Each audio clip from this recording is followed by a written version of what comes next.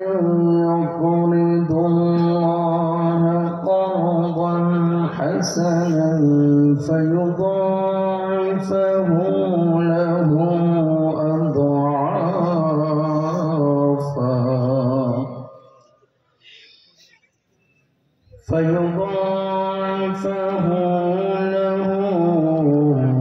أضعافا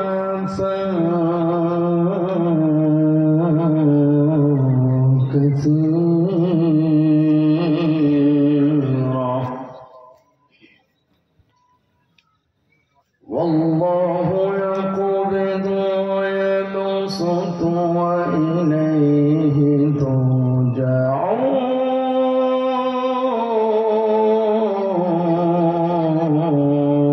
ترجعون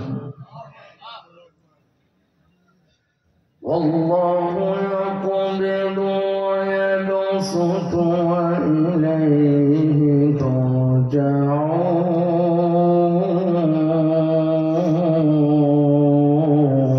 ترجعون صدق الله العظيم وقال النبي صلى الله عليه وسلم إذا استحلت أمتي خمسا فعليهم الدماء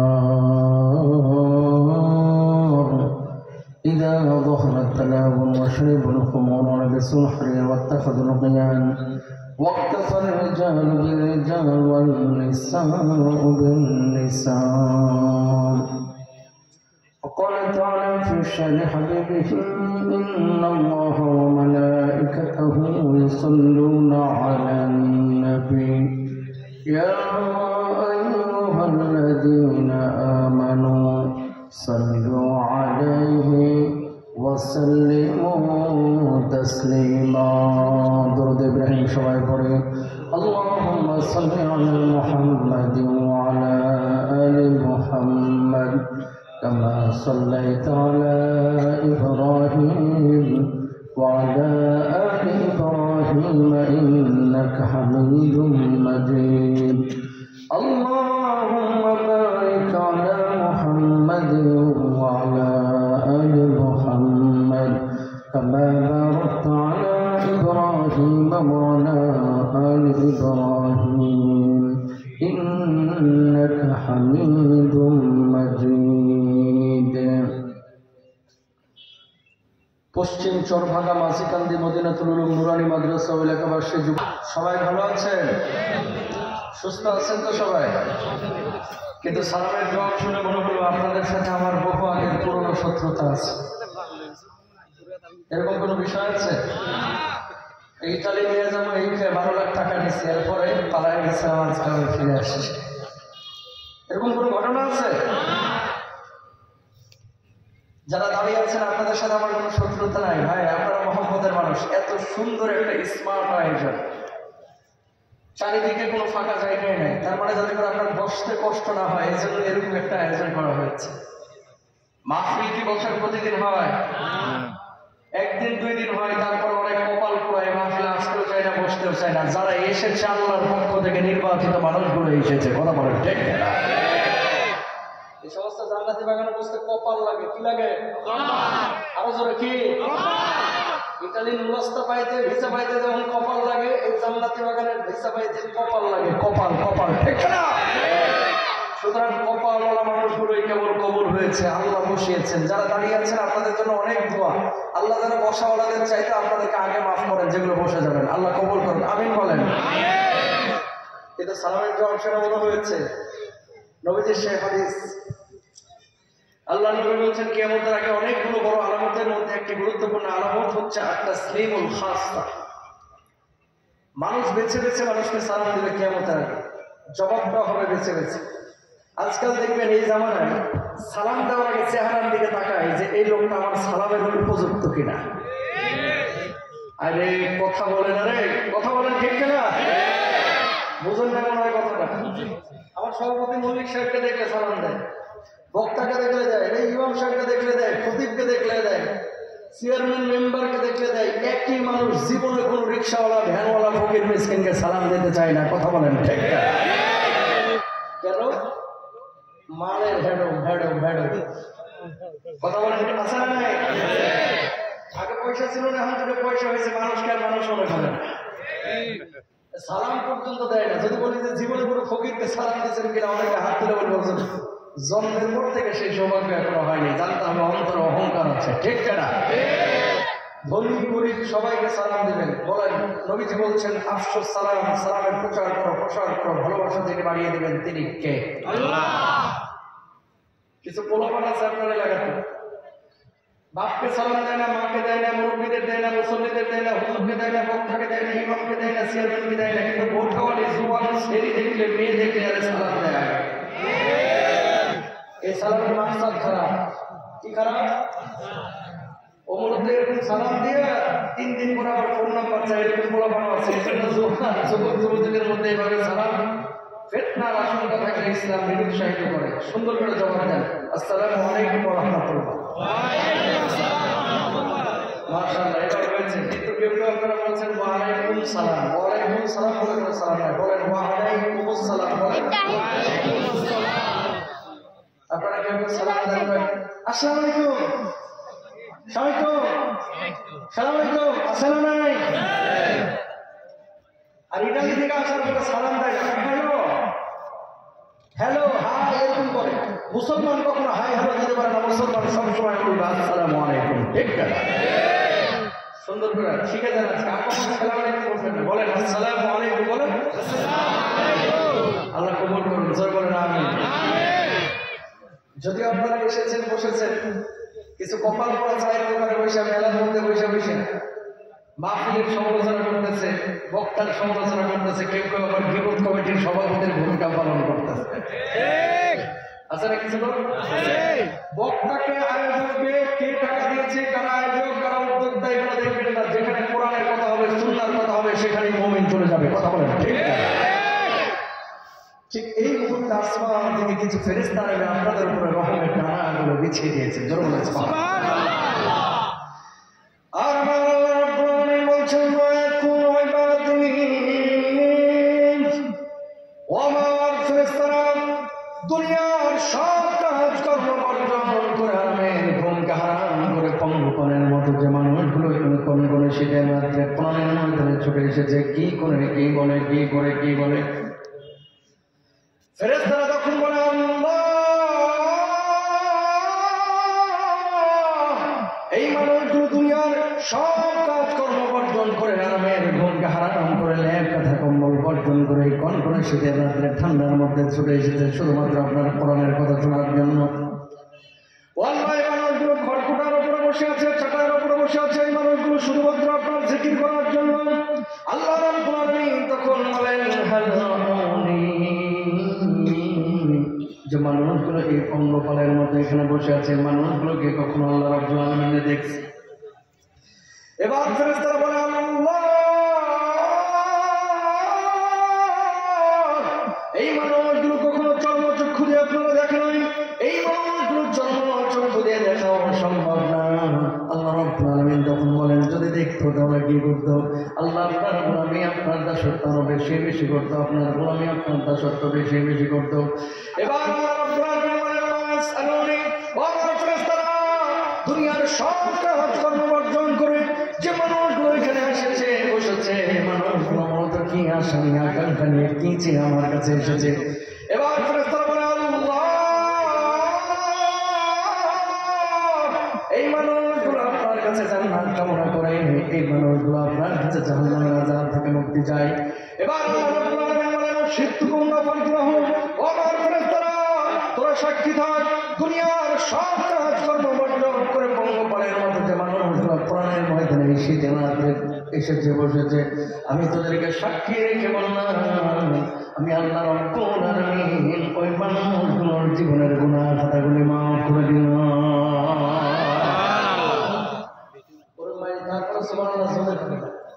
জোরে বল সুবহানাল্লাহ। লাভ না ক্ষতি? আশপাশে কেউ কোনো একটা কথা বলা যাবে না প্লিজ, কোন সাইড করবেন না। 4 দিন আগে কিন্তু সিআর পার্সনের উপদেষ্টার সাথে আমার লেগে গেছে এই কারণে, কারণ এখন তাফসীর শুরু হয়েছে। কমিটির যেমন দায়িত্ব শ্রোতার দায়িত্ব, এই মানুষগুলো কিন্তু এসেছে বক্তা দেখার জন্য না, কোরআনের নিট অ্যান্ড ক্লিন তাফসীর শোনার জন্য। কথা বলেন ঠিক না? অবশ্যই আপনার প্রয়োজন থাকতে পারে। আপনি সায়েন্স স্টুডেন্ট চিপাসা প্র্যাকটিক্যাল কথা বলেন, এখানে বিড়বিড় করা, ওখানে সাইন কাট করা, ওখানে ফেন্ডা তৈরি করে কিছু বলা বলা বুঝছেন, কোনো কারণ নাই। ওই চিপার মধ্যে যে বিড়ি খেয়ে দুটা মারামারি লাগবে, হালকা করে মাফিটারে নষ্ট করবে, কথা বলেন ঠিক না? এরকম যদি হয় তাহলে বাদাম ফাটায় ফেলা হবে, কথা বলেন ঠিক না? আল্লাহ মাফ করুক, আমিন বলেন। এই যে এত কষ্ট করে আপনারা আসছেন, সময় দেওয়া আছে শুধু খিচুড়ির জন্য না, নিট অ্যান্ড ক্লিন কিছু কথা শোনার জন্য। চেয়ারটা করে আমার কাছে আমার হচ্ছে, দুই গল্প দিয়ে কিন্তু 1.5 ঘন্টা আমি কাটাই দিতে পারি, কিন্তু কাটাবো না। আল্লাহ রাহমতে আমারও দাম নেবে। আপনারা এসেছেন, সব মানুষ আমার সব কথা মানবেন এটা সম্ভব না। অ্যাটলিস্ট 2টা আমল যদি আমি আপনি নিয়ে যাইতে পারি, মাহফিলটা সফল, ঠিক না? উদ্দেশ্য আছে একটা মাত্রা। সুতরাং সব বন্ধ। একান্ত যদি ভালো না লাগে বাড়িতে যে সরিষার তেল নাকের মধ্যে দিয়ে ঘুমান, কোনো সমস্যা নেই। মাইক ম্যান থাকলে যে ওয়াজ করবো, সভাপতি বসে থাকলে সে ওয়াজই করবে, 1 লাখ মানুষ থাকলে সেই ওয়াজই করবে। সুতরাং কেউ কোনো সাইড টক, বিটবিট আবার, ফোন রিসিভ, এই করা, হুতা মারা, ওখানে যাওয়া, বাদাম খাওয়া সব বন্ধ। ইনশাআল্লাহ পারবেন নি? পারবেন নি? 1-1.5 ঘন্টা পারবেন নি ইনশাআল্লাহ? তাহলে আল্লাহ তাআলা আমাদের সবাইকে ক্ষমা করে দিবেন। ফেরেশতাদেরকে সাক্ষী রেখে বলতেছে, সুবহানাল্লাহ, জোরে বলেন সুবহানাল্লাহ। প্রিয় ভাইরা আমার, সূরা আল-বাকারার 245 নম্বর আয়াত তেলাওয়াত করেছি। এই আয়াতের আলোকে আজকে তাফসীর হবে। মনে রাখবেন, সূরার নাম বলেছি সূরা আল-বাকারা, আয়াত নাম্বার 245। বলেন না একটু, আয়াত নাম্বার কত? 245। এই আপনাদেরকে কথাগুলো বলাচ্ছি কিছু কথা পরিজার মধ্যে গাঁথানোর জন্য, তাহলে অনেকে ঘুমাবে। কি বলছেন আল্লাহ তাকান, এখানে আপনারা যারা বসেছেন একজন মানুষও পাওয়া যাবে না যে মানুষটা বলবে যে হুজুর আমার জীবনে কোনো বিপদ আপদ নাই। যদি হাত তুলে কেউ দেখাইতে পারছে যে হুজুর আমার জীবনে কোনো বিপদ নাই, জানতে হবে ওটা মুমিন না, ওটা আবু জাহেলের খালাতো ভাই, ঠিক না? হুজুর এটা আবার কেমন কথা? আল্লাহ নিজে নবীর মাধ্যমে জানাচ্ছে, আর দুনিয়া সিজনুল মুমিন ওয়া জান্নাতুল কাফির। মুমিনদের জন্য দুনিয়াটা হচ্ছে জেলখানার মতো, আর কাফেরদের জন্য দুনিয়াটা হচ্ছে জান্নাতের মতো, কথা বলে ঠিক না?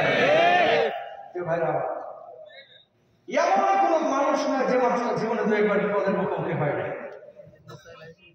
ও পরিজন ভাইরা আমার, যদি আপনারা প্রশ্ন করা হয় এই দুনিয়ার জিন্দেগিতে আল্লাহ রাব্বুল আলামিন কাকে সবচাইতে বেশি ভালোবেসেছেন, আপনি জবাব দেবেন সবচাইতে বেশি বিশ্বনবী মুহাম্মদ রাসূলুল্লাহ সাল্লাল্লাহু আলাইহি ওয়াসাল্লামকে বেসেছেন। এবার যদি প্রশ্ন করা হয় ও পরিজন ভাই, যেই নবীকে আল্লাহ রাব্বুল আলামিন দুনিয়ার সবচাইতে বেশি ভালোবাসলেন, সেই নবীকে কেন এত কষ্ট আল্লাহ রাব্বুল আলামিন দিলেন? ওহুদে রক্তাক্ত না করে কিন্তু আল্লাহর জন্য দিন কায়েম করে দিতে পারতেন, তাইফে রক্তাক্ত না করে কিন্তু জমিনে দিন কায়েম করে দিতে পারতেন, কিন্তু ওহুদে রক্তাক্ত করলেন, তাইফে রক্তাক্ত করলেন। এত রক্তের পর আল্লাহ রাব্বুল আলামিন সেই নবীকে বিজয় দিয়েছেন। আমার নবীকে চাইলে আল্লাহ রাব্বুল আলামিন বদলে একটা সোনা দিয়ে 2 তলা পানি বানিয়ে দিতে পারতেন, কথা বলেন ঠিক কিনা? প্রিয় ভাইরা,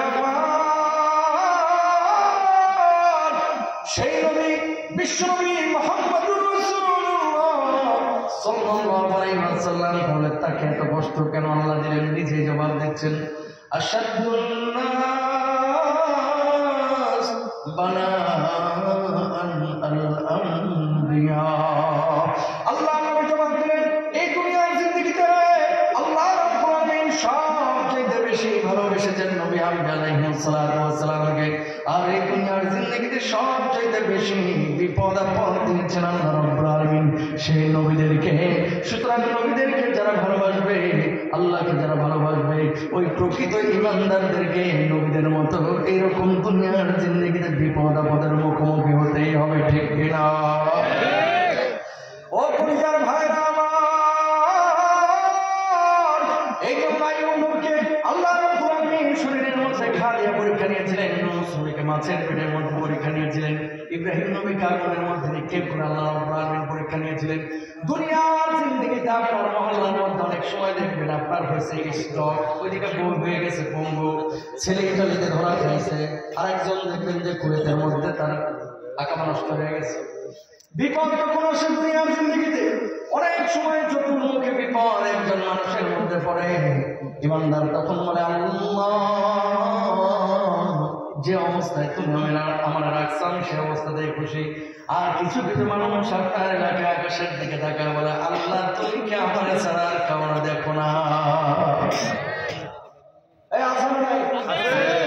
বিপদ যখন আসে দেখবেন যে চতুর্মুখী বিপদ অনেক সময় চলে আসে। এদিকে ছেলে অসুস্থ, বউ হচ্ছে অসুস্থ, ওদিকে ভাই ভিসা নষ্ট, আরেকদিকে আক্রমণ নষ্ট, আরেকদিকে দালাল মনে করেন বলদ বিক্রি করে টাকা নিয়ে হয়েছে, আছে না? এরপর বলে আল্লাহ সব বিপদ তুমি আমাদের দিলে। ইমানদারের ভূমিকা হবে তখন কি? আল্লাহ এই অবস্থায় তুমি আমার রাখা, যদি তুমি খুশি হও আল্লাহ তোমার রাখা অবস্থাতে আমি খুশি, আলহামদুলিল্লাহ। আল্লাহ বলবে ওই বান্দা যা, আমি আল্লাহ তোর উপরে খুশি হয়ে তোর জন্য জান্নাতের ফয়সালা করে দিলাম। আর তোর বলেন না সুবহানাল্লাহ। এই জন্য দেখবেন পৃথিবীর বুকে ভালো মানুষ যারা এদের বিপদ আপদ বেশি। কখনো জেলে যাওয়া লাগে, কখনো ফাঁসির মঞ্চে যাওয়া লাগে, কখনো ফাঁসির রশি গলায় ঝুলানো লাগে। কথা বলেন ঠিক কিনা? আর যেগুলো চাপাবাজ, মৃত্যুক, জালেম, সুদখোর, ঘুষখোর, একটা 3 কিলোমিটার দূরে চলে গেছে। এই সুদখোরগুলোকে আপনারা দেখতেছেন যেমন হয় খুব ভালো আছে, না রে ভাই, দরজা লাগানোর পরে বাড়ির ভিতরে কি আগুন যে জ্বলতেছে এটা আপনি আমি দেখি না। কথা বলেন ঠিক কিনা? অনেক মডেল আছে না বাংলাদেশে, যাদেরকে আমার যুবকরা মনে করে আইন পাওয়া টাকার অভাব নাই, চেহারা সুরতের অভাব নাই, প্রভাব প্রতিপত্তির অভাব নাই, কিন্তু বাড়িতে সুখ নাই। 12 মাসে 13টা স্বামী ছেড়েছে, আছে না? হালালের মধ্যে আরাম আছে। তার মুমিন যখন বিপদে পড়ে মানুষের কাছে কখনো কখনো হাত পাতে। আজকে কালেকশন হয়েছে মাদ্রাসার জন্য, এই যে কালেকশনে যারা টাকা দিয়েছে, এই আয়াত অনুযায়ী এই টাকাটা মাদ্রাসাকে দেন নাই, আল্লাহর অ্যাকাউন্টে কর্জে হাসানা রেখেছে। সুবহানাল্লাহ। আল্লাহর অ্যাকাউন্টে কি কর্জে হাসানা? আল্লাহর অ্যাকাউন্টে দিলে কোনো গাফলতি আছে? নাই। অনিশ্চয়তা আছে? কোনো ঝামেলা নেই। সুবহানাল্লাহ। জোরে সোরে একবার বলছেন সুবহানাল্লাহ। ও প্রিয় ভাইরা আমার, এই দুনিয়ার জিন্দেগিতে মানুষ যখন বিপদে পড়ে যায়, মানুষের কাছে হাত পাতে, কেউ টাকা চায়, কেউ পানি চায়, কেউ খাবার চায়, কেউ বাড়ি গাড়ি চায়, কেউ সম্পদ চায়, কেউ রাস্তাঘাট চায়। দুনিয়ার জিন্দেগিতে মানুষ মানুষকে সহযোগিতা করে একটাই আসার জন্য, প্রতিদানের জন্য, যে প্রতিদান কিয়ামতের ময়দানে আমি আল্লাহর কাছে নিব। কিছু মানুষ আছে আল্লাহর কাছে প্রতিদানের আশায় মাহফিলে দান করে, মসজিদে দান করে। আর এমন কিছু মানুষ আছে যে মানুষগুলোকে আল্লাহ রাব্বুল আলামিন সামর্থ্য দেওয়ার পরেও 54টা জুম্মা হচ্ছে প্রতি বছরে, এই 54 জুম্মা মিলাইয়া 500 টাকাও মসজিদে দান করে না। এরকম টাটকা সাউন্ড আমার কৃপণ এই গোটা শরীয়তপুরে একটাও নাই। আছে না? ছেলে 3টা ইটালিতে, 2 ছেলে সৌদি আরবে, মসজিদে সিমেন্ট লাগবে 20 বস্তা। ইমাম সাহেব বলতে বলতে জিব্বা দিয়ে ফেরা উঠা লেগেছে, বাগান সিমেন্ট আসতেছে না। জানতে হবে মান আল্লাহ দিয়েছে, কিন্তু অন্তরটা আল্লাহ তারা এখনো হেদায়েতের অন্তর দেয় নাই। কথা বলেন ঠিক কিনা? গোটা এলাকায় বন্যা হচ্ছে, 1.5 ইঞ্চি জায়গা, 1.5 হাত জায়গা ছাড়লে 20,000 মানুষ এই জায়গাটাতে হাঁটা চলাচল করতে পারে। টাকা হজ ঘুরতে রাজি আছে, প্রতি বছর উমরায় যাচ্ছে, কিন্তু 1 হাত জায়গা মসজিদের জন্য, মাদ্রাসার জন্য ছাড়তে আছে। এই কালকে মাহফিল না, কালকে না, পরশু আপনার প্রোগ্রাম ছিল। রাস্তার ধারে বিশাল মসজিদ মাদ্রাসা কমপ্লেক্স, সাইডে দোকান করা। আরে ভাই, আধা হাত জায়গা, 1 হাত জায়গা ছাড়ে রাখলেও তো রাস্তার মানুষগুলো করে নামাজ পড়তে পারে না। ওই 3 কিলোমিটার ঘোরায় তারপরে মসজিদে ঢুকতে হবে। বুঝবার বাকি নাই যে আসলে এই কোম্পানির লোক এরাই মাখি চুস মার্কা, মাখন বা মধু মাছির পাছায় রাখছিল, এই জন্য জুতা দিয়ে পিটাইয়া মাছির পাছা চাইটা খাইছে। এরকম লোকেরা। কথা বলেন ঠিক আছে? কেন রে ভাই? আল্লাহ রাস্তার জন্য 1 হাত জায়গা ছাড়লে, মাদ্রাসার জন্য 1.5 হাত জায়গা ছাড়লে কি হচ্ছে? এই জায়গাটা তো আপনার স্থায়ী আছে। মনে রাখবেন, সম্পদ আপনি রেখে গেলে এই সম্পদ আপনার পরবর্তী জেনারেশন সঠিকভাবে ইউজ করবে কিনা এর কোনো নিশ্চয়তা নাই, কিন্তু সন্তান ভালো রেখে গেলে এটা নিশ্চয়তা আছে, প্রপার ওয়েতে ইউজ হবে। কথা বলেন ঠিক আছে? শরীয়তপুরের মানুষ, মাদারীপুরের মানুষ, টাকার দাম, এই জমির দাম আগে ছিল না, আপনাদের এখন হয়েছে। কিছু পোলাপান আপনাদের এলাকায় দেখবেন, মুরব্বীদেরকেও দেখবেন, বাপ জমি রেখে গেছে 30 বিঘা, নিজের কিচ্ছু নাই, বদমাশ এখন খালি বেচে আর খায়, কিন্তু মসজিদে জীবনে মসজিদে মাদ্রাসায় 20,000 টাকা দান করে না। কথা বলেন না কেন? তো টাকা আপনি যে 30 বিঘা রেখে গেলেন, নিজে দান করিয়া, নিজে খাইয়া, নিজে ব্যবহার করে তারপরে কবরে ঢুকতেন। মনে রাখবেন, সম্পদ আপনি হয়তো রক্ষা করেছেন, কিন্তু আপনার সন্তান সন্ততি সবসময় ভালোভাবে রক্ষা করবে না। কিছু পোলাপান আছে সুন্দরী বউ পাওয়ার পরে বাজারে বাড়ির বাপের ভিটা অথবা বাপের এই জায়গা বেচার ওইদিকে থাইল্যান্ডে যে বউ নিয়ে ফুর্তি করে, কথা বলেন ঠিক কিনা? আছে না নাই? সুতরাং সম্পদ না। ও পরিবার ভাইয়ের আমার, আল্লাহর নবীর জন্য কি বলছেন খেয়াল করেন। দুনিয়ার জিন্দেগিতে মানুষ বলে আমার বাড়ি, আমার গাড়ি, আমার সম্পদ সবকিছু আমার। আল্লাহর নবী বলছেন না গোলাম না, তিনটা জিনিস শুধু তোমার দুনিয়ার জিন্দেগিতে। জোরে বলেন কয়টা? জোরে বলেন, জোরে কয়টা? দাবি করছেন বাড়ি আমার, গাড়ি আমার, সম্পদ আমার। আল্লাহর নবী বলছেন না গোলাম, তোমার কোনো কিছুই না, আসলে তিনটা জিনিস তোমার। এক নাম্বার যে পোশাক তুমি পরিধান করে ছিঁড়ে ফেলেছো সেটা তোমার। দুই নাম্বার আল্লাহর নবী বললেন যে খাবার তুমি খেয়ে হজম করে ফেলেছো সেটা তোমার। তিন নাম্বার যে সম্পদ তুমি আল্লাহর রাস্তায় খরচ করেছো সেটা তোমার। এর বাইরে তোমার বলতে কোনো কিছু নাই। তুমি দাবি করছো তোমার, আসলে এই জিনিসগুলোর মালিক অন্যজন, তুমি জানো না। কথা বলেন ঠিক কিনা? ও কলিজার ভাইরা আমার, 20 কেজি গরুর গোশত নিয়ে সব ফ্রিজের মধ্যে ঢোকা রাখলেন যে পুরো মাল ফুলে আপনি খাবেন। হঠাৎ কালকে মৃত্যু হয়ে যাবে, দেখবেন এই গোশতগুলো খাচ্ছে আপনার সন্তান সন্ততি। দাবি করেছিলেন আপনি কিনে এনেছেন গোশতগুলো, আসলে ওই গোশতগুলো যখন খেতে পেরেছেন তখন আপনার হয়েছে, তাছাড়া আপনার না। ঠিক কিনা? পোশাক কিনে নিয়ে এসেছে, জামা, এটা আসলে ব্যবহার করতে পারেন না, আপনার না। তাহলে এই তিনটা জিনিস শুধু আপনার, আর পৃথিবীর কার কোনো জিনিস আপনার। ও কলিজার ভাইরা আমার, তাহলে দুনিয়ার জিন্দেগিতে কেউ যদি মাদ্রাসায় টাকা দেয়, কেউ যদি মসজিদে টাকা দেয়, কেউ যদি মানুষের জন্য সহযোগিতার হাত বাড়ায়, আল্লাহ রাব্বুল আলামিন আয়াতে কারিমার মধ্যে কি বলেছে একটু খেয়াল করেন। আল্লাহ আপনার কাছে দুইটা জিনিস চেয়েছেন। জোর বলেন কয়টা? দুইটা। বাদ যদি কোনো জিনিস আপনার কাছে চায়, আপনি বলবেন হুজুর আব্বা যদি কোনো জিনিস চায় আমি দিব, মা যদি কোনো জিনিস চায় আমি দিব, সন্তান যদি কোনো জিনিস চায় আমি দিব। আল্লাহ যদি আপনার কাছে তার কুদরতে হাত পেতে কোনো জিনিস চায়, আপনার জবাব কি হবে? হুজুর নিজের জীবন দিয়ে হলেও আল্লাহ রাব্বুল আলামিনের ওই হাত আমি পূর্ণ করব। ঠিক কি না মুসলমান? আল্লাহ রাব্বুল আলামিন এই আয়াতে কারিমার মধ্যে আপনার কাছে দুইটা জিনিস চেয়েছেন। কি চেয়েছেন একটু খেয়াল করেন। আল্লাহ কি বলছেন?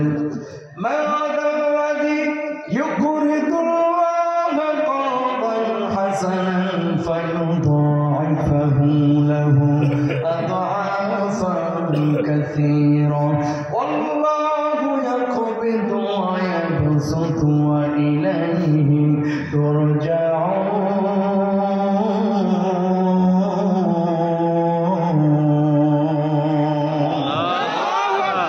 আল্লাহ রাব্বুল আলামিন বললেন যে আল্লাহ রাব্বুল আলামিনকে এই দুনিয়ার জিন্দেগিতে কয়টা হাসানা দিবেন।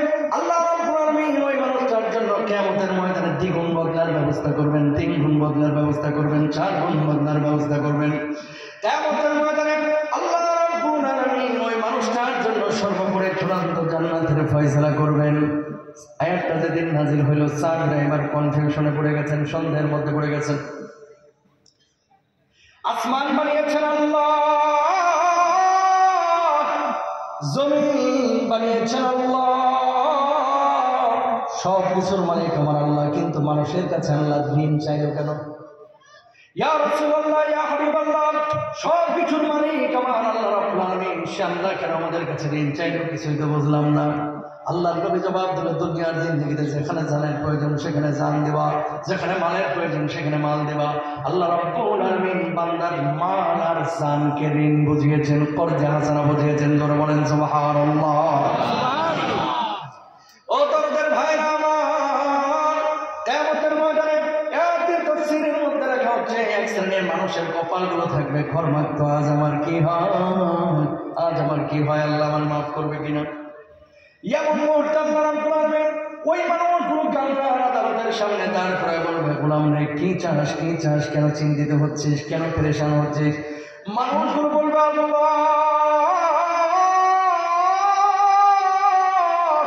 দুনিয়ার জিন্দেগিতে যে আমল করেছিলাম সে আমল নিয়ে জান্নাতে যাইতে পারবো কিনা জানি না গো মাবুদ। জাহান্নামের তর্জন গর্জন যেভাবে আমরা শুনতেছি, পেরেশান হয়ে গেছে। আজকে আমরা মাপ পাবো কিনা, জান্নাতে যাবো কিনা জাহান্নামে যাবো। এমন মুহূর্তে আল্লাহ রাব্বুল আলামিন চিন্তাগ্রস্ত হয়ে মানুষগুলো বান্দাগুলোকে বলবে, বান্দারে এদিকে আয়, আল্লাহ আদালতের সামনে দাঁড় করা বলবে, যা যা যা জান্নাতের যে দরজা দিয়ে খুশি সেই দরজা দিয়ে আল্লাহ রাব্বুল আলামিনের জান্নাতে চলে যা। ধরে বলেন সুবহানাল্লাহ।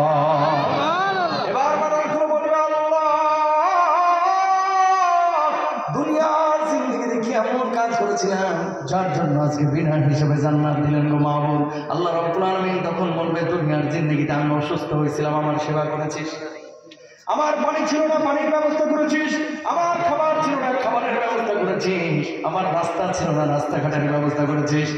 মানুষগুলো বলবে, আল্লাহ দুনিয়ার জিন্দেগিতে কোনোদিন আপনার সাক্ষাৎ পাইলাম না, কিভাবে আপনার খাবারের পানির ব্যবস্থা করলাম, কিভাবে আপনাকে রাস্তাঘাট দিলাম। আল্লাহ রাব্বুল আলামিন তখন বলবে, বান্দারে বাড়ির পাশে যে অসুস্থ মানুষটা ছিল তার যে সেবা করেছিলে, অভুক্ত মানুষের মুখে খাবার দিয়েছিলে, পানিহীন মানুষের জন্য পানির ব্যবস্থা করেছিলে, আমি আল্লাহ রাব্বুল আলামিন মাখলুকের প্রতি সেই ইহসানগুলোকে নিজের ইহসান হিসেবে গ্রহণ করেছি। আর আজ আল্লাহ রাব্বুল আলামিন আমি তোদের জন্য জান্নাতের ফয়সালা করে দিয়েছি। আর একটু জোরে বলেন না সুবহানাল্লাহ। এখানে বুঝার আছে তাফসীরটা, না বুঝলে বুঝবেন না। তার মানে আল্লাহ এই আয়াতে কি বুঝাইলেন? একজন অসুস্থ মানুষের যদি সেবা করেন আপনি, বুঝলেন না, এই যে অসুস্থ হয়েছে এই ভাই অসুস্থ মানুষ সেবা করছেন, আল্লাহ বলতেছে মানুষের সেবা করবে না, আমার সেবা করবে। জোরে বলেন না সুবহানাল্লাহ। আমার মল্লিক ভাই, মল্লিক সাহেব না, ক্ষুধার যন্ত্রণা, খাবার নাই, আপনি ভাইয়ের জন্য এক প্লেট খাবারের ব্যবস্থা করলেন, আল্লাহ বলতেছে যে ও মল্লিকরে খাওয়াইল না, ও যেন আমি আল্লাহরে খাওয়াইল। সুবহানাল্লাহ বলেন না। তার মানে দেখেন, রাস্তা যদি একটা বানায় দেন, এই রাস্তা দিয়ে একজন দুইজন হাঁটে না, যুগ যুগ ধরে ওই রাস্তাতে হাজার না কোটি কোটি মানুষ হাঁটা চলাচল করবে, কোটি কোটি মানুষ যে হাঁটবে, কদম ফেলবে, আল্লাহ বলতেছে প্রতি কদমে আমি আল্লাহ রাব্বুল আলামিন এই একটা করে সবের ব্যবস্থা করে দেব। এটা গেল হচ্ছে মাল দেওয়ার কথা। এবার যদি জান দেন, খেয়াল করেন, 4ই আগস্ট 5ই আগস্টে যারা জান দিয়েছে আবু সাইদ মুখ ধরা, এরা কিন্তু ওই শাহরিয়ার কবির মুরগি সুরাদের কথায় জান দেয় নাই। কথা বলেন ঠিক না? এই জানটা দিয়েছে কার জন্য? আল্লাহর জন্য, নিজের অধিকার প্রতিষ্ঠার জন্য, ঠিক না? এই জামানায় মাল দেওয়ার লোকের অভাব নাই, কিন্তু জান দেওয়ার লোকের বড্ড অভাব। কথা কয় না? শুনেন, যে জাতি জান দিতে পারে এই জাতিকে দমিয়ে রাখা যায়, এই জাতি জয়ী হয় টুডে টুমরো। সাহাবীরা জান দেওয়া শিখে গেছিলেন, এই জন্য মুতার যুদ্ধে জয়ী হয়েছে, বদরে জয়ী হয়েছে, সাহাবীরা খাইবারে জয়ী হয়েছে, সাহাবীরা উহুদে পরাস্ত হওয়ার পর পরবর্তীতে জয় হয়েছে। যে জাতি জান দিতে শিখে গেছে সেই জাতিকে পরাজিত করা যায় না। ওপারের বাংলা থেকে, ভারত থেকে অনেক সময় কিন্তু হুমকি দেয় আমাদেরকে, যে কুমিল্লা আমাদের, চিটাগাং আমাদের, কক্সবাজার আমাদের, পঞ্চগড় আমাদের, মামুরবাড়ির আমদার। এই জাতি ভেতরটা এখনো ওপারের দাদা বাবুরা, ধুতিওয়ালারা বুঝে নাই যে এটা কোন জাতি, এটা খালিদ বিন ওয়ালিদের জাতি। খেলার ভয় মুসলমানকে দেখায় না। এদেশের যুবকরা জেগেছে, আর যুবকরা যখন কোন দেশের জাগে, ইমান যদি কলিজার মধ্যে থাকে, ধুতিওয়ালারা লেজ গুটা পালাবে, বাংলার জমিনের 1 ইঞ্চি ভূখণ্ড দখল করতে পারবে না। ঠিক না? এটা সম্ভব না। আমার একটা নিউজ করছে 7-8 দিন আগে, একটা হকার সাংবাদিক আছে যে কি, ময়ূর রঞ্জন ঘোষ, মিনমিন মিনমিন সাংবাদিক। এই বদমাইশ আমার বলছে যে আমি নাকি ওদের বিপক্ষে সবচেয়ে বেশি কথা বলি। শুনেন, কোন হিন্দু আমাদের শত্রু না, ভুল বুঝবেন না। খ্রিস্টান, ইহুদি, হিন্দু, আমরা সহাবস্থানে বাংলাদেশে থাকি, সবাই আমাদের ভাই। ইসলামের সৌন্দর্য তাদের সামনে তুলে ধরবো ইনশাআল্লাহ। কিন্তু যখন আমাদের কোনো মুসলমানের গলায় ছুরি চালাবে, তখন আমরা আই লাভ ইউ বলবো না, তখন কিন্তু পাল্টা আঘাত করবো। কথা বলেন ঠিক? মুসলমান কাউকে আঘাত করে না শুরু, কিন্তু যদি পাল্টা আঘাত আসে প্রতিরোধ মুসলমান করবে, এটাই নবীজির সুন্নাহ। ঠিক না? যে কথা বলছিলাম, মাল দেওয়ার মতো লোকের অভাব নাই, কিন্তু জান দেওয়ার মতো লোকের বড্ড অভাব। এই জন্য নবীজি বলেছেন, কিয়ামতের আগে মসজিদে মুসল্লির সংখ্যা বাড়বে, ইমানদারের সংখ্যা কমবে। কত মারাত্মক কথা দেখছেন? ইমানদারের সংখ্যা কমবে, মুসল্লি বাড়বে। আজকে মসজিদগুলোর দিকে তাকান, জুমার নামাজ অনেক সময় ছাদগুলো ভরে যাচ্ছে, কপালে 6 ইঞ্চি কালো দাগ, মসজিদের পাশে 5 ওয়াক্ত নামাজ পড়ে, অথচ চাচা অনেকে আছে সুদের সাথে জড়িত। কথা বলেন না কেন? এখানে সিজদা দিতে দিতে কপালে 6 ইঞ্চি কালো দাগ পড়ে গেছে, ওইদিকে ইউরোপের ছেলে মদের বারে কাজ করে, চাচার কোনো ফিলিংসই নাই। কথা বলেন না? আপনি যদি আসল বাবা হন তাহলে বলবেন, বাবা তুই ফ্রান্সে থাক, ইটালিতে থাক, জার্মানি থাক, যেখানে তুই থাক না বাবা, হারাম খাইস না। রিক্সা চালা, না পাইলে উবার চালা, না চাইলে পাঠানো ডেলিভারিতে খাবা, অন্তত অল্প পয়সা কামা, কিন্তু হালাল হইতে কামা। কৃষি কাজে কাজ কর, খামারে কাজ কর, মদের ঘরে কাজ করিস না। ও চাচা, নামাজ পড়তেছেন সামনে, ওইদিকে ছেলে যদি মদের ঘরে কাজ করে, চাচা আপনি যদি প্রতিবাদ না করেন, বাবা হিসাবে আপনি অপরাধী। কথা বলেন ঠিক ঠিক? Be careful. আজকে বাংলাদেশে মুসল্লির অভাব নেই, ইমানদারের অভাব নাই। ইমানের দাবি কি, এই জিনিসগুলো বাংলাদেশে, এদেশের মানুষের ধর্মীয় আবেগ বেশি, জ্ঞান কম। খেয়াল করেন, ওযু ভঙ্গের কারণ কি সবাই জানে, রোজা ভঙ্গের কারণ কি বাংলাদেশে 96% মুসল্লি জানে। যদি বলে টাকা ইমান ভঙ্গের কারণ কি, দেখবেন 99% মুসল্লি জানে না। কথা কয় না। আয়াতটা যদি নাযিল হইল, পরবর্তী দিন আবু বকর গেছে মদিনার বাজারে, কোন আরব কোনা থেকে ইয়াহুদি ঠেস মেরে মেরে কথা বলতেছে। কি গো আবু বকর, তোমার নবী এতদিন বললো সব কিছুর মালিক তোমার আল্লাহ, এটা আবার কেমন আল্লাহ? আল্লাহ তো মানুষের কাছে নিঞ্চা। বুঝছি তোমার আল্লাহ একটা ফকির, নাউজুবিল্লাহ বলবেন না? আমার আল্লাহর ইয়াহুদি আয়াতের অপব্যাখ্যা করে বলতেছে কি ফকির। নরম মেজাজের আবু বকর গরম হয়েছে, বেটা জিহ্বা সামলায় কথা বলবো, আমার গালিতে আমি কিচ্ছু বলবো না, আমার বাপ মার গালিতে আমি কিচ্ছু বলবো না, আমার সামনে আমার আল্লাহ রাব্বুল আলামিনকে গান বন্ধ করবি, আমি আবু বকর কিন্তু হাত কোথায় বসে থাকবো না। আল্লাহু আকবার বলেন। এই কলিজা আগুন জ্বলে না আল্লাহর কেউ গালি দিলে? আবার নবীকে গালি দিলে কলিজা আগুন জ্বলে কি জ্বলে না? কলিজাটা ফেটে যায়। ওমর দাঁড়ানো নবীজির পাশে, এই ওমর কেমন ভালোবাসা আমার।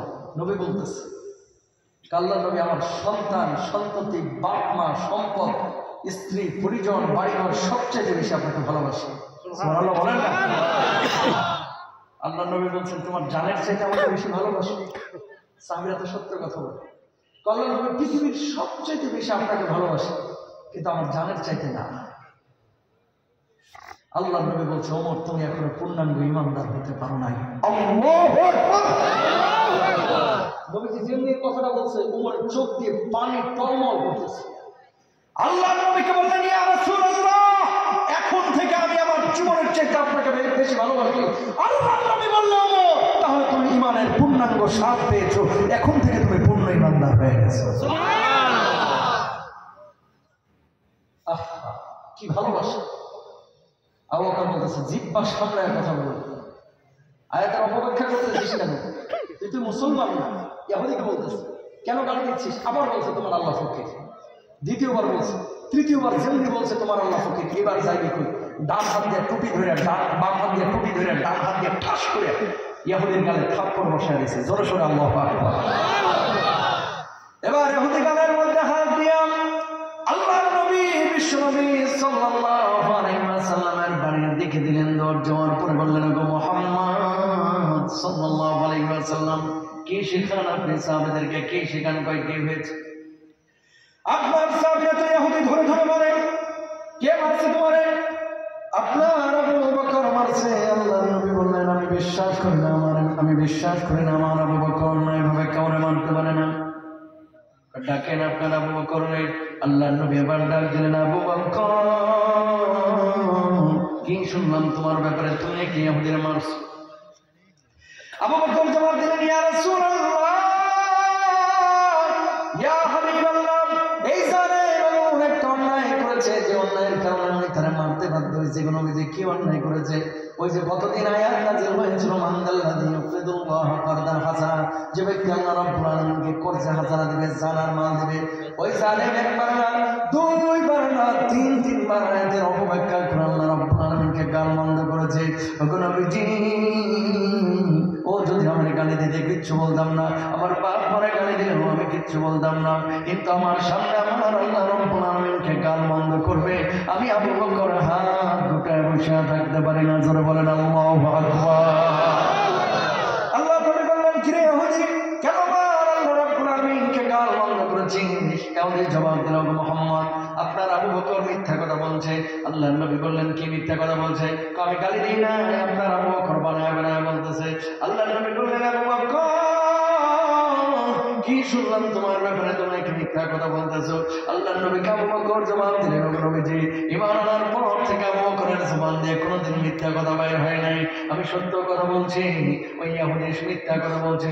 ও আল্লাহর নবী, ঈমান আনার পর থেকে আবু বকরের জবান দিয়ে কোনোদিন মিথ্যা কথা বাইর হয় নাই। মেরাজের পরে সর্বপ্রথম স্বীকৃতি আমি দিয়েছিলাম, আপনি তো আমার সিদ্দিক উপাধি দিয়েছিলেন। আল্লাহর নবী আবার বললেন, ও ইহুদি, আমার আবু বকর তো সত্য বলছে। ইহুদি বলছে যদি বিচার না করেন তাহলে কিন্তু আমি মানব না। কারণটা কি? আল্লাহর নবী চিন্তার মধ্যে পড়ে গেলেন যে ইহুদি মিথ্যা কথা বলতেছে, যদি বিচার না করে গোটা মদিনায় ছড়ায় দেবে। মুহাম্মদ সাল্লাল্লাহু আলাইহি ওয়াসাল্লাম নিজের লোক দেখে বিচার করলো না, ঠিক কিনা? ও আবু বকর, ওই জায়গায় কোনো সাক্ষী ছিল না কি? আবু বকর বললেন, যে কোনো সাক্ষী ছিল না। আল্লাহর নবী বললেন, আবু বকর, কোনো ঝামেলার দরকার নাই। যেভাবে তুমি থাপ্পড় বসাইছো, তোমার একটা থাপ্পড় বসায় দেয়, শোধবোধ হয়ে যায়। এবার আবু বকর জবাব দিলেন, নবীজি, আল্লাহ রাব্বুল আলামিনের কোরআনের আয়াতের অপব্যাখ্যা করে আল্লাহ রাব্বুল আলামিনকে গালি দিয়েছে, এজন্য আমি মারছি। এটা যদি আমার অন্যায় হয়ে থাকে, ওই ইহুদি আমার থাপ্পড় কেন, আমার জীবনটাও যদি নিয়ে চলে যায়, আল্লাহর কসম আবু বকরের কলিজার মধ্যে বিন্দু মাত্র কষ্ট থাকবে না। জোরে বলেন আল্লাহু আকবার। আল্লাহ নবী, আমি তো আমার জন্য মারি না, আমি মেরেছি আল্লাহর জন্য। সুবহানাল্লাহ, জোরে হবে।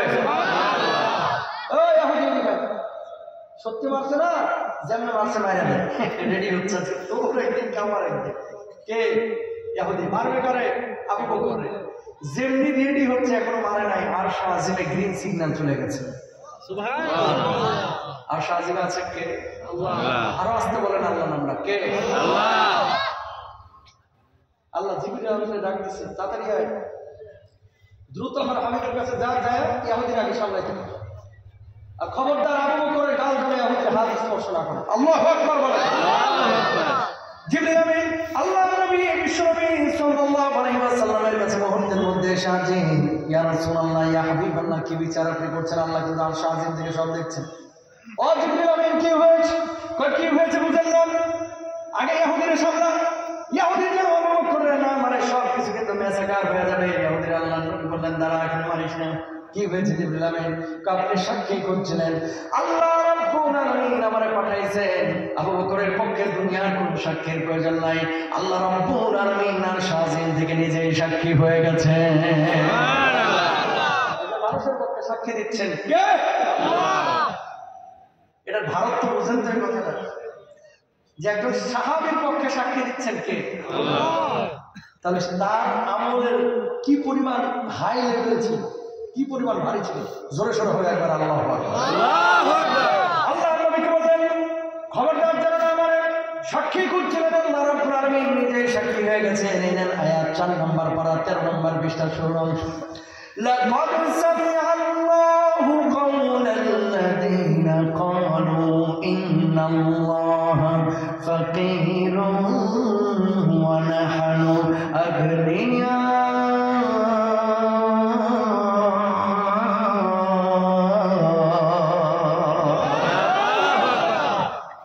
আমার আল্লাহ রাব্বুল আলামিন তার কথা শুনেছেন যে আল্লাহ রাব্বুল আলামিনকে গান বন্ধ করেছে। আমার আল্লাহ ফকির না, মিসকিন না।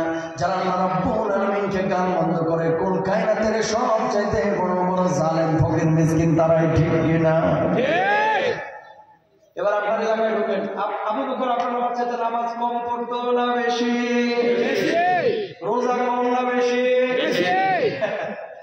আমাদের ডিউটি শেষ ছিল, প্রতিদিন 80 থেকে 70 থেকে 80 টাকা তাহাজ্জুদ পড়তো। ইবলিসও বিশ্বাস করবে না। কথা বলেন না কেন? এই সমস্ত কথা মানুষের সামনে বলতে না। তাকান, বলার একটা মাকসাদ আছে। নরম মেজাজের আবু বকর, আল্লাহ রাব্বুল আলামিনের স্বার্থ এসেছে, কোরআনের স্বার্থ এসেছে। আবু বকর কিন্তু হুঙ্কার মেরে উঠেছে, গর্জন মেরে উঠেছে। কিন্তু এই জামানায় কিছু মানুষ আছে, দুনিয়া উল্টিয়ে যাক, কোনদিন আল্লাহ আল্লাহ নবীর পক্ষ নিয়ে এরকম তর্জন গর্জন দিতে জানে না। কথা বলেন। এলাকার যুবকরা পরিবর্তন হচ্ছে, আলহামদুলিল্লাহ। জোরে বলেন আলহামদুলিল্লাহ। আগে যুবকদেরকে মাহফিল পাওয়া যেত না, এখন যুবক আসে 95 জন আর পুরা আসে 5 জন, ঠিক না? এই পরিবর্তনে আপনারা খুশি না বেজার? আরো যারা খুশি না বেজার? মহিলা প্যান্ডেল আছে নাকি আপনাদের? আছে? আচ্ছা, আমার মা বোনেরা যারা এসেছে দেখবেন, এই যে মা বোনগুলো গানের অনুষ্ঠান হলে আসতো না, মাহফিল থেকে এসেছে। কথা বলেন ঠিক না? এই পরিবর্তনে অনেকেই খুশি, অনেকেই কিন্তু বেজার। কেমন? যুবকরা দাঁড়িয়ে রাখা শুরু করতেছে এখন, অনেকে ফ্যাশন করে হোক বা কোনোকে ভালোবেসে। কিছু চাচার ঘুম হারানো, কি রে দাড়ি রাখছস, জামাত শিবিরে যোগ দিছস নাকি? কথা বলেন না কেন? আছে না নাই? আবার কিছু কিছু মহিলা আছে, আগে বোরকা টোরকা পড়তো না, এখন বোরকা টোরকা পড়া শুরু করছে। কি গো ভাবি, ওমরা টোমরা করছো নাকি? চাচা নামাজ পড়তো না, এখন নামাজ পড়া শুরু করছে বুড়ো বয়সে। তো ভাব সপ্তাহ আপনার হাজির মতো, ওমরাও তো করলেন না। শেষ মানে কথা, কোরআনটাকে অনেকে বলে জিহাদি বই, জঙ্গিবাদের বই, এরকম জালেম গোটা শরীর করে একটাও নাই। আছে না নাই? ও মুসলমান, বুঝে শুনে কথা বলবেন। দাড়িটা কিন্তু বুঝে শুনে রেখেছি, টুপিটা কিন্তু বুঝে শুনে পড়েছি, জুব্বাটা কিন্তু বুঝে শুনে রেখে পরিধান করেছি, কোরআনটাকে বুঝে শুনে পরিধান পাশে জায়গা দিয়েছি। সুতরাং কেউ যদি বলে দাড়িকে জঙ্গির দাড়ি, টুপিকে জঙ্গির টুপি, জুব্বাকে জঙ্গির জুব্বা, পাগড়িকে জঙ্গির পাগড়ি, বোরকাকে জঙ্গির বোরকা, হাজারবার জঙ্গি হব, তার ধরে জবাব দেব। আল্লাহ নবীকে কষ্ট দিতে পারবো না। কথা বলেন ঠিক না? পারবেন না ইনশাআল্লাহ? পারবেন না ইনশাআল্লাহ? এবার আসেন, নবীজি কি বলছেন? ইউসবিহুর রাজুলু মুমিনান ওয়া ইউমসি কাফির। সকালবেলায় থাকবে মুমিন, সন্ধ্যাবেলায় হয়ে যাবে কাফির। এই জামানায় হাজার হাজার মানুষের ঈমান নাই, নিজেও জানে না। বুঝছেন? নবীর চেহারা সুরত নিয়ে কেউ যদি তুচ্ছ তাচ্ছিল্য থাকে, ও মুরতাদ। ও কি মুরতাদ? আল্লাহ যেটাকে বিধান দিয়েছে, ওই বিধানকে কেউ যদি নেগলেক্ট করে, না মানে কাফের। কি কাফের? কি কাফের? মনে রাখবেন, কোরআন যদি আল্লাহর জমিনে থাকে, লাভ না ক্ষতি? জোরে বলেন।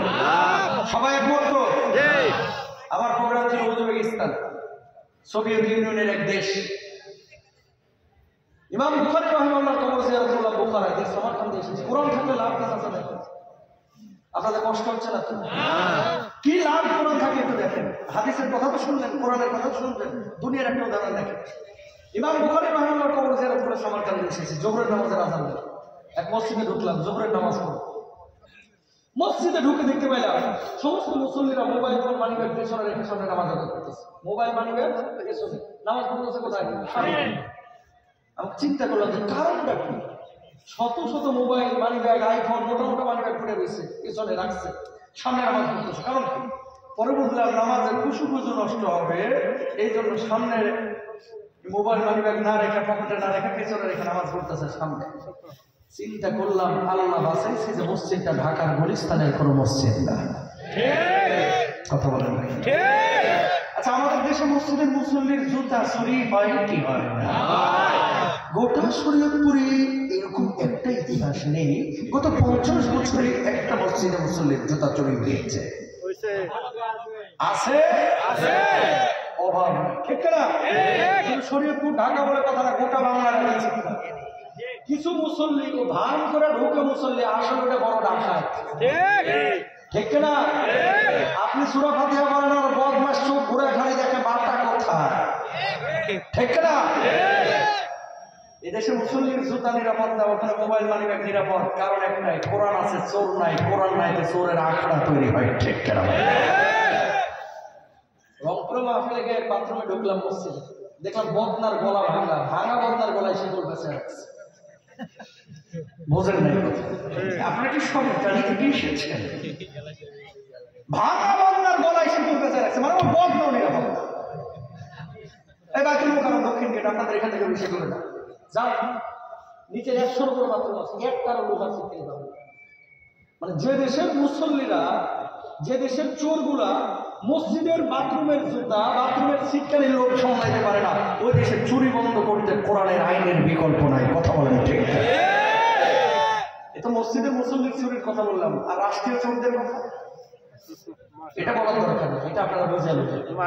এই দেশে 150 টাকা চুরি করার কারণে গাছের সাথে বাইন্দা মারা হয়, আর 150 কোটি টাকা চুরি করে কানাডার বেগম পাড়ায় বাড়ি করছে, এগুলোকে আবার সান করে। কথা বলেন ঠিক? চুরির বৈষম্য দূর হয়ে যাবে যদি কোরআনটা থাকতে হবে, ঠিক না? আর টিভির লাইভে একদিন বলছে রোববার সোমবার লাইভ করি না, দামি জুতা নিয়ে মসজিদে যায় না, নামাজ হবে না। হুজুর এই মাসালা পাইছেন, বলো আগে পরে শুনেন কি বলছি। 3400 টাকার বাটা জুতা নিয়ে মসজিদে ঢুকবেন, সূরা ফাতিহার পরে গরিব বন্ধু গানেই বলো দলিন বলে টান মারে মাথাটা জুতার দিকে একবার টান মারবে, 3400 টাকার বাটা আছে না গেছে। এই জন্য বলছি দামি জুতা নিয়ে মসজিদে যায় না। বলার একটা মাকসাদ আছে প্রিয় ভাইরা আমার, একটা চোরকে যদি সরকার ধরে ডান হাত থেকে কবজিটা কাটিয়ে দিয়ে 0 পয়েন্ট এইভাবে ঝুলায় রাখতো, আর সমস্ত চ্যানেলগুলোকে যদি লাইভ দেখাইতে বলতো আজকে থেকে চোর চুরি করলে কোরআনের আইন অনুযায়ী কবজি থেকে হাত কেটে দেওয়া হবে, বাংলার জন্য চুরি তো দূরের কথা, স্বর্ণকারের দোকান খোলা থাকলেও হিরোইনগুলো বাঁকা চোখে তাকানোর সাহস পাইতো না। ঠিক আর একটা উদাহরণ দিই, ধর্ষণ বাংলার জন্য আছে না? আছে না? হিন্দু বলেন, খ্রিস্টান বলেন, বৌদ্ধ বলেন, হুজুর বলেন, বক্তা বলেন, ইমাম বলেন, ডাক্তার বলেন, ইঞ্জিনিয়ার বলেন, আওয়ামী লীগ বলেন, বিএনপি বলেন, জাসদ বাসদ জাতীয় পার্টি জামাত যা আছে হেফাজত, একটা লোকও পাইবেন না যে লোকটা ধর্ষণের পক্ষে। সবাই কিন্তু ধর্ষণের বিপক্ষে, ঠিক না? কিন্তু আল্লাহ কি বলতেছে ধর্ষণ শাস্তি কি? আপনার বলবেন যে মৃত্যুদণ্ড। কমনলি একটা কথা আপনারা বলে দেন যে ধর্ষণ শাস্তি মৃত্যুদণ্ড না। আল্লাহ বলছে যেহেতু ফ্যাসাদ তৈরি করেছে ধর্ষণ করে, এর শাস্তি শুধু মৃত্যুদণ্ড না, এর প্রথমে ডান হাত বাম পা, বাম হাত ডান পা ক্রস করে কেটে দেয়। কথা বুঝেন না? ডান হাত বাম পা, বাম হাত ডান পা ক্রস করে কেটে দাও, থাকবে কি খালি বডি। এবার আপনারা বলেন তো এই আইনটা যদি সরকার প্রয়োগ করে বাইতুল মুকাররমের 0 পয়েন্টে নিয়ে একটা ধর্ষককে এভাবে ঝুলাইয়া ডান হাত বাম পা, বাম হাত ডান পা ক্রস করে কাটে দিয়ে 34টা চ্যানেলকে বলতেছে লাইভ দেখাও এখান থেকে ধর্ষণের শাস্তি, এভাবে ক্রস করে হাত পা কেটে দেওয়া। ধর্ষণ তো দূরের কথা, আগামী 500 বছরও কারণ মেয়ের দিকে বাঁকা চোখে তাকানোর সাহস পাবে না। কথা বলে নিরপেক্ষ কথা বলবেন, দল আপনি আওয়ামী লীগ করতে পারেন, দল আপনি বিএনপি করতে পারেন, সেটা আপনার একান্ত ব্যক্তিগত ব্যাপার। সত্যি করে বলেন তো যে এই কথাটা, এই আইনটা যদি এই জমিনে থাকতো তাহলে বাংলার জমিনে ধর্ষণ থাকতো? থাকতো। কিন্তু ধর্ষণ বাড়ছে কেন? ধর্ষণ কেন বাড়তেছে? ধর্ষণ করে বদমাশ গুলো যায় কেমনে যেন আইনের ফাঁক ফকর দেয়, আকাশের যত তারা আইনের তত তারা। ঠিক না? কেমনে যেন ফাঁক ফকর দিয়ে এরা জামিনে মুক্ত হয়ে চলে যায়। আছে না নাই? তাহলে কি হচ্ছে? কোরআন যদি এই জমিনে থাকতো তাহলে লাভ আর লাভ। কোরআন যেহেতু এই জমিনে নাই, এই জন্য যত অশান্তি মূলত হচ্ছে, এই লাগবে না তার, যত অশান্তি মূলত হচ্ছে, আপনি যান বা বসেন, যত অশান্তি এই জমিনে হচ্ছে মূলত কোরআনটা না থাকার কারণে। যদি কোরআনটা থাকতো এই জমিনে অশান্তি থাকতো না। ঠিক না ভাই? ও প্রিয় ভাইরা আমার, কেন বললাম এই কথা? সকালবেলায় থাকবে মুমিন, সন্ধ্যাবেলায় হয়ে যাবে কাফের। কোরআন কারীমের মধ্যে আল্লাহ রাব্বুল আলামিন বলছেন আফাতুমিনুনা বিবাদিল কিতাবি ওয়া তাকফুরুনা বিবাদ। জোরে বলেন আল্লাহু আকবার। আল্লাহ রাব্বুল আলামিন বলেন কোরআন কারীমের কিছু আয়াত মানবে, কিছু আয়াত মানবে না। এই জামানার বহু মানুষ আছে একদিকে নামাজ পড়ে, একদিকে রোজা করে, হজ করে, যাকাত দেয়, আবার অন্যদিকে বিশ্ববিদ্যালয়ে যখন পড়ায়, আবার যখন কলেজ ইউনিভার্সিটির বিভিন্ন বই টই পড়ে ডারউইনের মতবাদ বিশ্বাস করে। কি মতবাদ? মানুষকে আল্লাহ রাব্বুল আলামিন বানায় নাই, কিভাবে মানুষ হয়েছে? মানুষ প্রথমে বানর ছিল, এমনি এমনি তৈরি হয়েছে, এরপরে ল্যাস করে পশম করে মানুষ হয়ে গেছে। যারা এমন কথা বলে ওদের বাপ দাদা বানর থেকে হইতে পারে, আমারও বাপ দাদা না। ঠিক কিনা? আমাদের স্রষ্টাকে আল্লাহ। আল্লাহ রাব্বুল আলামিন জন্য বলছেন লাকাদ খালাকনাল ইনসানা ফি আহসানি তাকওয়িম।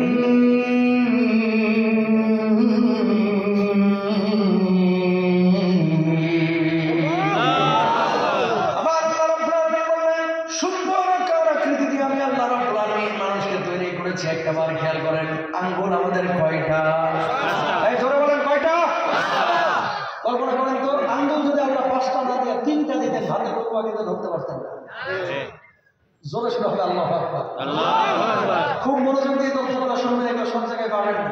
তাকান, এই যে ভ্রু, এই যে ভাইয়ের বানাইছে, সব ভাইয়ের ভ্রু আছে না নাই? ভ্রু, এই ভ্রুটা আল্লাহ কেটে দিল। কারণ জানেন?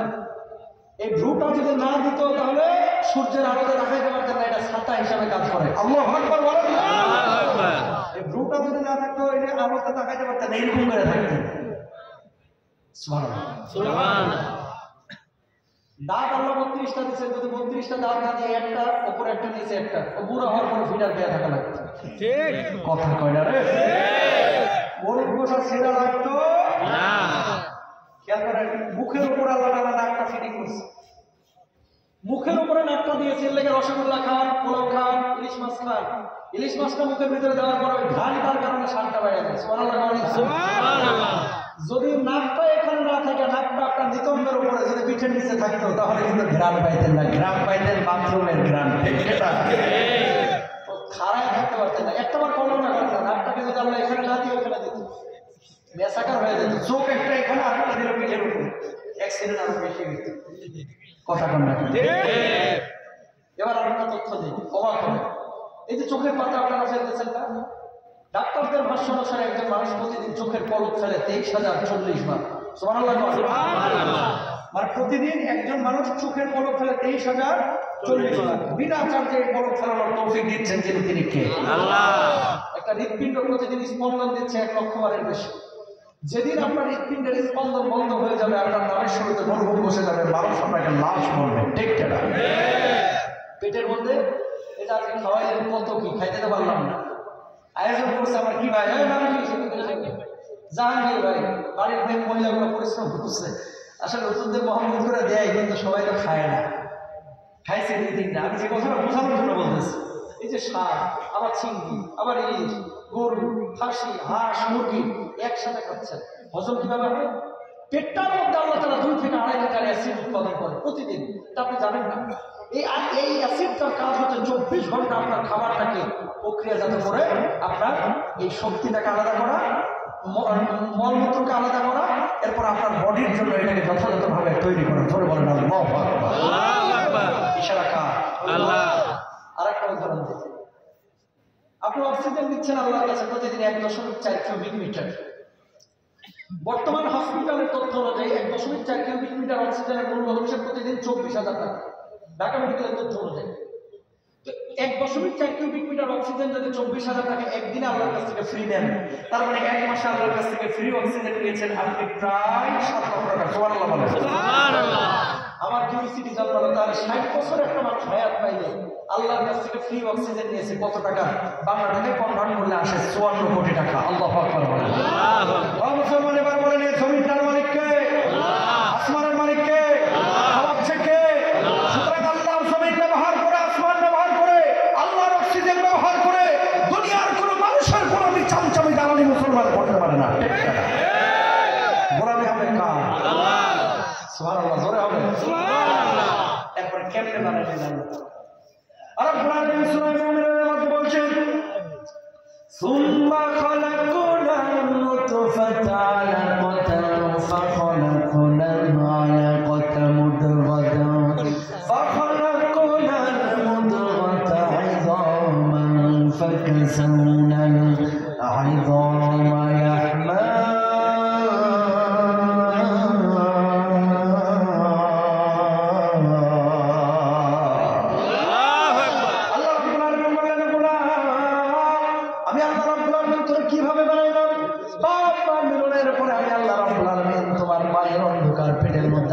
শুক্রবিন্দু তৈরি করলাম। ওই শুক্রবিন্দুটাকে আমি আল্লাহ রাব্বুল আলামিন এবার রক্তের পিণ্ডে পরিণত করলাম। ওই রক্তের পিণ্ডটাকে আমি আল্লাহ রাব্বুল আলামিন গোশের টুকরায় পরিণত করলাম। ওই গোশের উপরে তোমার মাথার হাড়, মুখের হাড়, পিঠের হাড়, মেরুদণ্ডের হাড়, এই হাড়গুলোকে আমি বিছাই দিলাম। এই হাড়ের উপর আবার গোশতের প্রয়োগ দিলাম। ওই গোশতের উপরে সাদা কালো চামড়া লাগাইয়া আমি আল্লাহ রাব্বুল আলামিন সুন্দর আকার আকৃতি দিয়ে মায়ের পেটের মধ্যে সন্তানকে তৈরি করলাম। জোরে বলেন আল্লাহু আকবার। ও কলিজার ভাইরা আমার, আজকে আপনার দাড়িগুলো পেকে গেছে, আমার দাড়িগুলো সাদা। আপনিও কিন্তু মায়ের পেটের মধ্যে এমন ছিলেন। বাচ্চার বয়স তখন 3.5 মাস, এখনো রূপটা আল্লাহ তাআলা দেন নাই। আর 7 দিন থেকে আল্লাহ রাব্বুল আলামিন ইশারা করলেন, ও রূপ যা যা ওই মায়ের অন্ধকার পেটের মধ্যে যে বাচ্চাটা আছে, বাচ্চাটির পিণ্ডের ওপরে হিট কর, সঙ্গে সঙ্গে রুহটা মায়ের পেট ভেদ করে, সন্তানের পেট ভেদ করে যখন হৃৎপিণ্ডের উপরে হিট করলো, মায়ের অন্ধকার পেটের মধ্যে তখন বাচ্চাটা পিলপিল পিলপিল করে নড়াচড়া শুরু করলো। জোরে বলেন আল্লাহু আকবার। বুঝার আছে কাকারা? এই কাকা শুনে, বুঝার আছে। বিয়ের পরে আপনার মিলন হলো, শুক্রাণু ডিম্বাণু বলে সায়েন্সের স্টুডেন্ট তোমরা বুঝবা। শুক্রাণু ডিম্বাণু এটার মিলন ঘটায় একটা শুক্রবিন্দু আল্লাহ তৈরি করলেন। এরপরে রক্তের পিণ্ড, এটা জোকের মতো দেখা যায়। আপনার এলাকায় জোক আছে না নাই? মাঠে ঘাটে আছে। জোকের মতো আপনি ছিলেন, আমি ছিলাম। মা এখনো জানে না পেটের মধ্যে কি ব্যাপারটা ঘটতেছে। এরপর একটা গোশের টুকরা আল্লাহ বানায়। এরপর মাছের কাটার মতো আপনার বুকের হাড়, মাথার হাড় এগুলো আল্লাহ তাআলা বিছাইলেন। এরপর আবার গোশটা করে ফেলেন। এরপরে সাদা কালো চামড়া দিয়া, এরপরে রূপটাকে আল্লাহ দিয়া আল্লাহ রাব্বুল আলামিন আপনার বানাইলেন। রূপটা যেমনি আসলো, বাচ্চাটা পিলপিল করে নড়াচড়া শুরু করলো। মা খুশি, বাপ খুশি, শ্বশুর শাশুড়ি খুশি, নিজের বাপ মা রান্না নিয়ে খুশি। এবার বলেন আল্লাহু আকবার। টাকা বাচ্চার বয়স যখন 5 মাস, আপনার ইন্দুরের বাচ্চার মতো দেখা যাচ্ছে, ছোট্ট একটা বাচ্চা। হাড়গুলো একটু শক্ত ছিল না। মা তরকারি কাটে, মা বাথরুমে বসে, মা ধান টান্না দেয়, মা সংসারে কাজ করে। এই পেটের সাথে বাচ্চাটা চাপ লাগিয়ে মরমর করে হাড়গুলো ভাঙিয়ে দেওয়ার কথা ছিল। কথা বলেন ঠিক না? হাড়গুলো ভাঙলো না কেন? আল্লাহ ঠিক ওই মুহূর্তে একটা ইন্টেনসিভ কেয়ার ইউনিট তৈরি করেছেন। সাদা বেলুন দেখছেন না? এই বেলুনের মধ্যে একটা প্যাকেট তৈরি করে 2 লিটার 2.5 লিটার পানি ওই প্যাকেটের মধ্যে ঢুকাইয়া বাচ্চাটার এবার ওই প্যাকেটের পানির ভিতরে আল্লাহ ভাসায় দিচ্ছে। কেন? মা এবার ডানে গেলে বাচ্চা একাই যায় বামে, মা বামে গেলে বাচ্চা আসে ডানে, মা বসে বাচ্চা উপরে গিয়ে ফাটকে বেড়ে বসে থাকে। মা যখন কাজ কাম করে, মা যখন রাত্রিবেলায় ঘুমায়, টুকটুক করে পেটের মধ্যে লাথি মারে, বেতা মারে। জোরে বলেন সুবহানাল্লাহ। তো বাচ্চা বলতেছে খাবে কেমনে? মায়ের হাইতে রক্ত ডাললো বন্ধ করে দিলেন। নারীর সঙ্গে সন্তান নারীটাকে মিলিয়ে দিলেন। 7 মাস বয়সে দেখবেন মায়েদের মুখে রুচি বেড়ে যায়, যখন পেটে বাচ্চা 6-7 মাস। কেন? বাচ্চাটা এখন নড়াচড়া করতেছে, ওর এনার্জি লাগবে পেটের মধ্যে। তো ওই যে হাইতে রক্ত বন্ধ করে নারীটাকে মিলিয়ে দিচ্ছে, মায়ের রুচিটাকে বানায়, এখন ক্ষুদাটাকে বানায় দিয়ে, আগে রূপ ছিল একটা, এখন রূপ কয়টা? 2টা। আর কয়টা? 2টা। এই যে খাবারটা খাচ্ছে, একটা অংশ যায় বাম পাশে মায়ের জন্য, আর আরেকটা অংশ নারীর ভিতর দিয়ে যায় সন্তানের জন্য। এমন কুদরতের বহিঃপ্রকাশ যিনি ঘটিয়েছেন তিনি কে? আল্লাহ। আরো জোরে তিনি কে? আল্লাহ। সুবহানাল্লাহ। বাচ্চা হলে একটা হয় মায়ের মতো, আর একটা বাপের মতো। কারণটা কি? এটার ব্যাখ্যা ইবনে কাসির করেছে রাহিমাহুল্লাহ। বিশেষ মুহূর্তে যদি বাপের টাকে নির্গত হয়, সন্তান হয় বাপের মতো, মায়ের টাকে নির্গত হবে, বাচ্চাটা হয় মায়ের মতো। সুবহানাল্লাহ। জোরে বলেন সুবহানাল্লাহ। এখন দেখবেন কিছু কিছু বাচ্চা হয় বাপের মতো না, মায়ের মতো না। বাপ মা মানুষের মতো সুন্দর দেখতে, আর সন্তান হয়েছে কালা মুসকুচা, নাম দিয়েছে কালু। বাপ মা দুজনই কালো, সন্তান হয়েছে এত ফর্সা। সুবহানাল্লাহ। এখন এটার নাম দিয়েছে লালু। এরকম হয় না? এটার ব্যাখ্যা করেছেন আপনার মা, তার মা, তার মা, তার মা, অথবা আপনার বাপ, তার বাপ, তার বাপ, তার বাপ, পরদাদা, কেউ না কেউ এরকম ছিল। এই জন্য আল্লাহ তাআলা জেনেটিক্যালি তার চেহারাটাকে এরকম বানায় দিয়েছে। জোরে সোরে বলেন আল্লাহু আকবার। এবার বলেন তো আমাদের স্রষ্টা কে? আল্লাহ। এই এগুলো কিন্তু বাবার গল্প বলতেছে না, কোরআনের তাফসীর। এবার আপনারা জোরে সোরে বলেন আমাদের স্রষ্টা কে? আল্লাহ। এই যারা এই কথা বলে, যারা বলে এই কথা যারা বলে, আল্লাহ রাব্বুল আলামিন মানুষকে বানায় নাই। মানুষ থেকে লেপ করে পশম করে মানুষ হয়ে গেছে। আল্লাহর কসম করে বলতেছি, এরা কাফের, এরা কাফের, এরা কাফের। স্রষ্টা কে? আল্লাহ। বলুন বুঝবেন। বাপ ছিল মুসলমান, দাদা ছিল মুসলমান, এই জন্য মুসলমান হয়ে গেছি, তো ইমানের কদর আমরা করতে জানি না। শুনুন, এই পৃথিবীর বুকে কেউ আপনাকে নিঃস্বার্থ ভালোবাসে না ভাই, কেউ না। আপনার অবস্থানকে ভালোবাসে। নিঃস্বার্থ যদি আপনার কেউ ভালোবাসে, আপনার মা, আপনার মা, আপনার মায়ের পর আপনার বাপ, আর কেউ না। অধিকাংশ বাপ মার খেদমত এখনকার ছেলেরা করে না, মেয়েরা করে না। সুন্দরী রূপ পায় আর শহরে গিয়ে বাপ মাকে ভুলে যায়। অথচ নামাজ পড়া যেমন ফরজ, বাপ মার খেদমত করাকে তেমনই ফরজ করেছেন কে? আল্লাহ। ভাই হাতটা জোর করে বলি, হুজুর দোয়া করলে কবুল হবে কিনা গ্যারেন্টি নাই। বিশ্বের দোয়া করলে কবুল হবে কিনা গ্যারেন্টি নাই। গ্যারেন্টি আছে আপনার বাপ মা দোয়া করলে কবুল হবেই হবে। বাপ্পার কাছে দোয়া যায় না, বাপ্পার খেদমত করে না। ওই যাই ছেলেটা 22,000 টাকা নিয়ে, তোমার বড় পীর তোমার বাপ মা, আগে বাপ মার খেদমত করো। ঠিক করে ইতালি গিয়েছে মা বাপ জমানো টাকাগুলোকে বাড়ির ভিটা বিক্রি করে অনেক সময় আপনারা টাকা দিয়েছে। আজকে তো বড় পয়সা হলো হয়েছে, পাসপোর্ট পাই একাকার অবস্থা। অথচ বাপ মার সেই ভিটা এখনো হইল না, আপনি সন্তান নামের কুলাঙ্গার কথা বলেন ঠিক কেনা?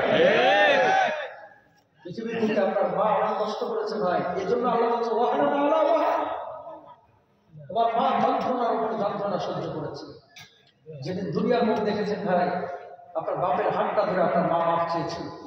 কত মানুষ মারা যায় না জানে, আমিও মারা যায়, তুমি আমার মাফ করে দেবে না জানি বা মরে যায়। এরকম একটা বাচ্চা মরার জীবন যুদ্ধের সম্মুখীন হয়ে আপনার মা আপনার জন্ম দিয়েছে। আল্লাহু আকবার। পৃথিবীর কোনো মাকে দেখবেন না জোহরের নামাজের পর সবার আগে ভাত খাইছে। আপনার মাকে মারা ভাত খায় আসর আগে। কেন? মা দেখে যে আমার বাচ্চা কাচ্চাগুলো কতটুকু খাচ্ছে। খাওয়ার পর সবাই যখন উঠে চলে যায় আসর আগে মা একটা বাটির মধ্যে যা পড়ে থাকে উঠে দেয়, ভাত খায় উঠে চলে যায়। কোনোদিন মা বাপ বলে না কিরে আমার লাগে এক টুকরা গোস্ত কেন রাখলে না? এর নাম মা। ঠিক না? ইতালি থেকে যখন আসে বউ বলে এটা নিয়ে আসবা, ছেলে মেয়ে বলে এটা নিয়ে আসবা, বাচ্চা কাচ্চা শালক শালিকা সবাই কত আশা। পরিবারের ফোনটা দিয়ে রুম থেকে মা কত মানুষ কত কিছু যাচ্ছে, তোমার জন্য কি আনবো? মা জবাব দিবে আমার নারী ছেড়া ধর আমার বুকের মানে। বাপ জবাব দিবে আমার বুকের মানে আমার তোরে দরকার রে, কতদিন তোরে কাছ থেকে দেখি না, কতদিন তোর শরীরের গন্ধটা আমি নিতে পারি না, তুই আয় আমার কিচ্ছু লাগবে না। এর নাম মা। ঠিক পকেট ভরা টাকা একদিন আসবে, বুড়া বাপ আর থাকবে না। সেদিন বুঝবেন কি সম্পদ আপনি ঘর থেকে হারাইছেন। বাপ্পার খেদমত করেন। কোন বুড়া বাপ মা সবসময় সন্তানের কাছে ঘুষ ভাত চায় না। বাপ মা চায় সন্তান রে তোর পাশে রাখ, এটা আমার সাথে কথা বল, অন্তত ভাত কাপড় দিতে না পারলেও সুন্দর আচরণ কর। আমাদের দেশের মানুষ এরা নামাজ রোজা হজ জাকাতকে ইবাদত মনে করে, কিন্তু বাপ মার খেদমতকে অনেকে এটাকে ফরজ মনে করে না। মনে করে এটা করলে করলাম, না করলে নামাজ পড়া যেমন ফরজ, আপনার বুড়া বাপ মার খেদমত করা তেমনই ফরজ। আল্লাহু আকবার বলেন। বিদেশ থেকে আসলে অনেকে লাগেজের দিকে তাকায়, আপনার মা বাবা আপনার মুখের দিকে তাকায়। প্লিজ বাপরা কষ্ট দিন না। এ বাপ মা অনেক কষ্ট করেছে ভাই, ছোটবেলায় কে করে কেঁদেছে, আপনার মুখের ভাষা কেউ বুঝে না, আপনার মাটা বুঝেছে। এখন খাবার জন্য কাঁদতেছে নাকি ঘুমের জন্য কাঁদতেছে? ঠিক কেনা? ও কবিতার ভাইরা আমার, এই জন্য আল্লাহ নবী বলেছেন হুমা জান্নাতুকা ওয়া নারুক। বাবা মা তোমার জান্নাত, বাবা মা তোমার জাহান্নাম। বাপ্পাকে খুশি রাখবা, আল্লাহ রাব্বুল আলামিনের জান্নাতে যাবা, আর বাপ মাকে খুশি রাখবা, আল্লাহ রাব্বুল আলামিনের জাহান্নামে যাবা। ঠিক কিনা? আল জান্নাতু তাহতা আকদামিল উম্মাহাত।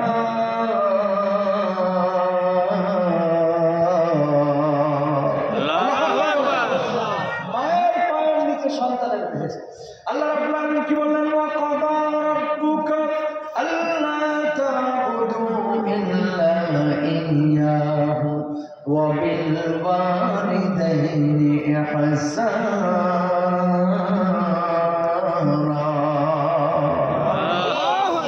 আল্লাহর ইবাদত করার প্রধান দায়িত্ব হচ্ছে বাপ মার খেদমত করা। কেমনে করবেন? ওয়াখফিদ লাহুমা জানাহাদ যুল্লি মিনার রাহমাতি ওয়া কুর রাব্বিরহামহুমা কামা রাব্বায়ানি সগীরা। আল্লাহু আকবার বলেন। আল্লাহ বললেন এই যে মুরগির বাচ্চা দেখছেন না, যখন বৃষ্টি হয় মা মুরগি পাখা দুটাকে উন্মুক্ত করে বলে কুরকুর করে আমার ভেতরে আয়। যখন বৃষ্টি হয় বাচ্চাগুলো মায়ের পাখার নিচে যায়, অমনি পাখা দুটা নামায় দেয়। বৃষ্টি যখন হচ্ছে মা মুরগি ভিজে থরথর করে কাঁপে, কিন্তু বাচ্চাগুলো ভিজতে দেয় না। বাচ্চাগুলো কিন্তু ভিতর থেকে টুকটুক করে দেখে। আল্লাহ বলতেছে তোর বাপ মা যখন বুড়া হবে, শত ঝড় ঝাপটা তোর উপর দিয়ে যাবে, খবরদার তোর বাপ মাকে বুঝতে দিস না। ওই মুরগির মতো নিজের বাপ মাকে আগলায় রাখিস। আর এখনকার কিছু জালেম সন্তান আছে, বাপ মা বুড়া বুড়ি হয়ে যাওয়ার পরে এগুলোকে বোঝা মনে করে, অচল মাল মনে করে। কথা বলেন ঠিক কিনা? খেদমত করবেন তো ইনশাআল্লাহ? ইনশাআল্লাহ। যেখান থেকে কথা বলছিলাম বেশি সময় নেব না, কটা বাজে? এই যে 12টা 11টা বেজে গেছে, আর 15 মিনিট সময় নেব, কিন্তু ইম্পর্টেন্ট কিছু কথা আছে। তাহলে আল্লাহর জন্য যেখানে জানের প্রয়োজন সেখানে জান দিবেন, যেখানে মালের প্রয়োজন সেখানে মাল দিবেন। আজকে সারা পৃথিবীতে মুসলমানরা মার খাচ্ছে, সারা দুনিয়ার মুসলমান মার খাচ্ছে। খেয়াল করে দেখেন কেন মার খাচ্ছে মুসলমান, কেন মার খাবে না? মূলত মুসলমানরা মার খাচ্ছে একমাত্র কারণ মুসলমানরা ইমান থেকে দূরে সরে গেছে। নবীজি বলেছেন ইদাস্তা আল্লাহ উম্মতে খামসান ফালাইহিম উদ্দিবাত। এই এখানে ইউরোপে থাকেন এরকম কেউ আছে? আজকে ছুটিতে আসছে একজনও নাই। ইটালিতে থাকেন, ফ্রান্সে থাকেন, জার্মানিতে থাকেন, এরকম কেউ আছে না একজন? একজনও নাই না? আত্মীয় স্বজন আছেন না অনেকে? আছে। আপনাদেরকে একটা কথা বলি, নবীজি বলছেন ইদাস্তা আল্লাহ উম্মতে খামসান ফালাইহিম উদ্দিবাত। 5 কারণে আমার উম্মত সারা পৃথিবীর বুকে ধ্বংসের মুখোমুখি হবে। মাই খাবে।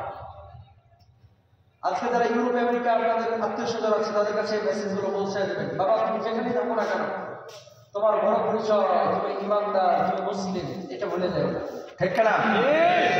তুমি জার্মানি থাকো, ইটালি থাকো, কোনো সমস্যা নেই, কিন্তু তোমার ইমান তার চিন্তা ভাবনা ভরে যাবে। কেন মুসলমান মার খাচ্ছে? এক নাম্বার ইদা আল্লাহ তাআলা অভিশাপের মাত্রা মুসলমান বাড়ায় দেবে, ক্ষমার মানুষগুলো মুসলমানের মধ্যে থাকবে না। এই জামানা চলতেছে সেই জামানা, যেই জামানায় কারে ঠগায় কে জিততে পারে। বাপ মরে যায় সম্পদ নিয়ে গেছে, অনেক সন্তান বাপের জানাজায় পর্যন্ত যাইতে চায় না, এরকম মানুষ গোটা শরীর করে একটাও নাই। ভাইয়ের সাথে গেলাম, ঢাকায় বাড়ি করেছে, বাড্ডায় বাড়ি, গুলশানে বাড়ি, ঢাকায় দুই ভাই বাড়ি ঘরের অভাব নাই, গাড়ির অভাব নেই, অথচ শরীয়তপুরে মাত্র 5 শতক জায়গা নিয়ে 2 ভাইয়ের মধ্যে এমন জ্ঞান যান বছর পরে বছর কথা বলে না। আসলে নাই সুযোগ পাইলে আরেকজন হক মারা দেবে। এখানে অনেক হাদিস সাহেব হয়তো বসে থাকতে পারে, ডন্ট মাইন্ড। কিরকম? বাপ মরে গেছে 30 বছর হয়ে গেছে, মা মরে গেছে 17 বছর হয়েছে, বোনদের হকগুলো এখন পর্যন্ত বুঝাই দিল না। ওরে ভাই এটা আবার আসতে কল কাটে আছে না নাই?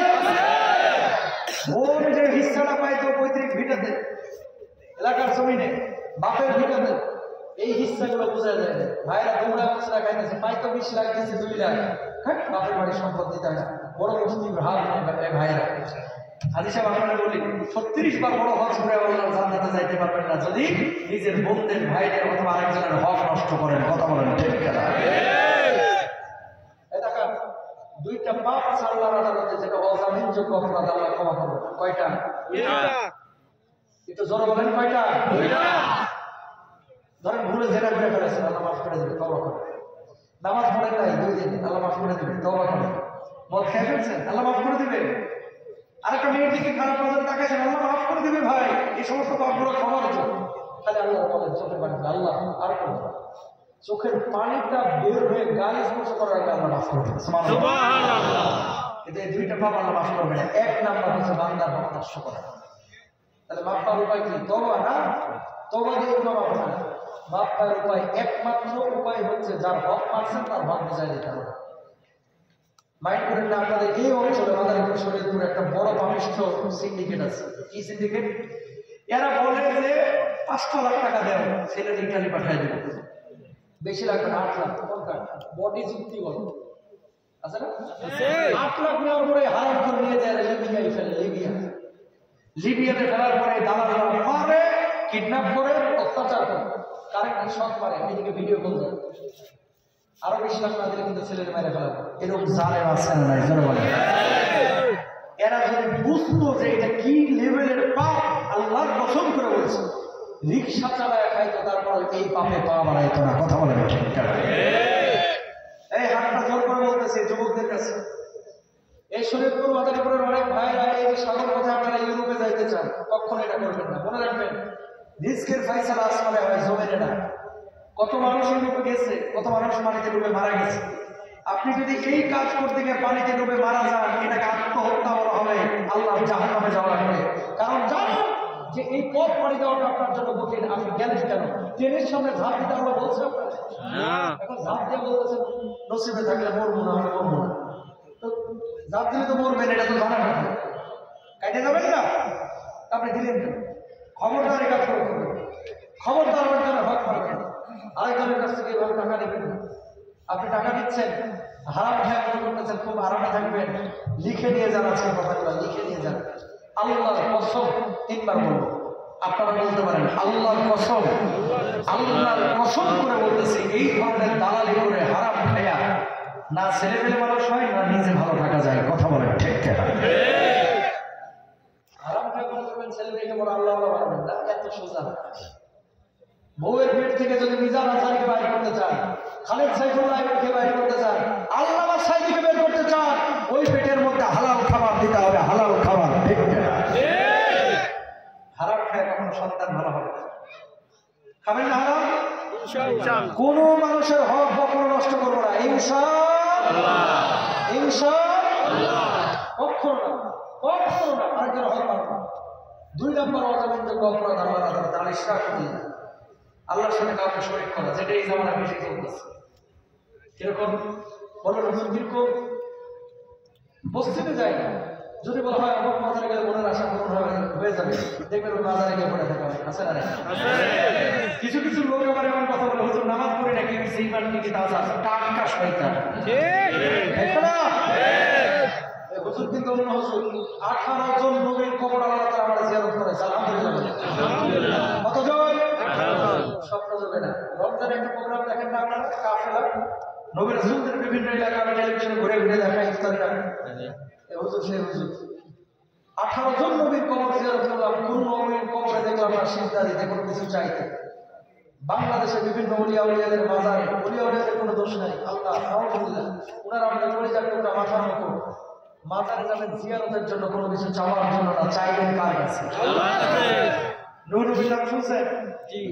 লেবাননের কবর জিয়ারতে গেলাম, 72 হাত লম্বা কবর, কবরের পাশে লেখা আছে আল্লাহুসাল্লাল্লাহু আলাইহি ওয়াসাল্লাম, যখন তোমার কোনো সাহায্যের প্রয়োজন হবে সরাসরি কার কাছে যাইবা? আল্লাহর কাছে। আরো করে কার কাছে? আল্লাহর কাছে। দুনিয়ার কোনো নবীর কাছে না, কবরের কোনো নবীর কাছে না। আইয়ুব নবীর কবরও সেম লেখা, হারুন নবীর কবরও সেম লেখা। আইয়ুব নবীকে যে কুমে নিক্ষেপ করা হয়েছে ওটা এখনো মানবে না। আমি চিন্তা করলাম, আল্লাহ বাঁচাইছে যে কূপটা বাংলাদেশে আল্লাহ দেয়, যদি দিত যার অধীনে থাকতো ওটা এই সলভ করবে, সেটা ধনী হয়ে যেত। বোঝেন না? কি করতো? ধরেন আপনার অধীনে থাকতো না, ছোট ছোট হোমিওর বোতল কিনে নিয়ে যেতেন, আইয়ুব নবীর কূপের পানি ঢোকাইতেন, আর হ্যান্ডি মাইকটা শুরু করতেন, স্বামী স্ত্রী হবে, আপনি কি ইতালির ভিসা পেতে চান? আপনি কি মনের মধ্যে ব্যবসা করতে পারছেন না? আপনি কি বিদেশে না করবেন? আপনি কি গেমে সফল হতে চান? আর দেখি নয়, আজকে চলে আসুন গুরু বাবার কাছে, এক ডোজ মাত্র 600 টাকা, সব মুশকিল আসান হয়ে যাবে। টাকা বাটপারি ঘন্টা বিয়ে করে কথা বলে গুলিস্তানে কিছু আছে না? দেশি বাবা, দেশি বাবা, মনের বাবা আছে না? কোনো এইসব বাপ আছে আমার কাছে যাওয়া যাবে না, সাঁতার মাথায় যাই করছে মসজিদে, চাইবেন কার কাছে? আল্লাহর কাছে। আল্লাহর কাছে চাইতে কোনো দালাল লাগে না, জমি কিনতে দালাল লাগে, ইটালি যাইতে দালাল লাগে, আল্লাহর কাছে কোনো দালাল লাগে না। আল্লাহ ইদা সাআলতা ফাসআলিল, আল্লাহর কাছে কান্না করেন, আল্লাহ বলবে উদউনি আস্তাজিব লাকুম, বান্দা আপনি ডাকার মতো ডাকা, আমি তো ডাকা সাড়া দেব। আল্লাহু আকবার বলেন। আমরা আল্লাহ কাউকে মাধ্যম লাগে না, সরাসরি চান। পীর-আউলিয়া মাশায়েখদের কাছে যাবেন দ্বীন শিখার জন্য, ইসলাম শিখার জন্য। কি শিখার জন্য? ইসলাম শিখার জন্য। হক্কানি রব্বানি পীর-আউলিয়া মাশায়েখদের কাছে যাবেন খালি মুখর হাকিম করার জন্য। আল্লাহ বুঝদান করুন, আমিন বলেন। আমিন। পারবেন তো? ইনশাআল্লাহ। তাহলে অজামিনযোগ্য অপরাধ কয়টা বললাম? 2টা। একটা হচ্ছে শিরিক করা, একটা হচ্ছে বান্দার হক নষ্ট করা। আল্লাহ তাআলা আমাদেরকে মাফ করুন, আমিন। আরো জোরে বলেন আমিন। হাদা মাইক ওয়া আলহামদুলিল্লাহ আলাইহি তাওয়াক্কালতু ওয়া ইলাইহি উনীব। ওয়া সালামু আলহামদুলিল্লাহি রাব্বিল আলামিন। আসসালামু আলাইকুম ওয়া রাহমাতুল্লাহ। কেউ উঠবেন না, মাদ্রাসার জন্য কালেকশন করেছে, অনেক মানুষ ছিলেন না, শুরুতে পরে এসেছে। একটু হাতটা তুলেন তো, লিল্লাহি তাকবীর, হাত তুলেন, সবাই তুলেন, লিল্লাহি তাকবীর। বাম হাত নামায়া, বাম হাত নামান, ডান হাতটা সোজা পকেটে ঢোকান, কেউ বাইর করবেন না। আল্লাহ তাআলা হাত কি ডান পকেটে ঢোকাও, পকেট না ঢোকাও পকেটে। স্বেচ্ছাসেবক কয়েকজন ভাই রুমাল লাগবে না, হাতে নিল, হাতে ঢুকো তো ভাইয়া, মাদ্রাসার জন্য ঢুকো, ঢুকো মাদ্রাসার জন্য, যে যা পারেন একটু দিয়ে দেন, মেহরবানি করে দ্রুত। টুপিতে নেন, টুপিতে নেন বাবা, টুপিতে নেন, প্রত্যেকে দিয়ে দেবেন, যে যা পারেন প্রত্যেকে দেবেন। এই যে সাইড সিট থেকে প্রত্যেকে দেবেন ইনশাআল্লাহ, কেউ খালি আসবেন না। দোয়া করে তোমার নিয়ে তারপরে বাড়ি নিয়ে যাবেন ইনশাআল্লাহ। ভাই তোমার কথা বলবেন না,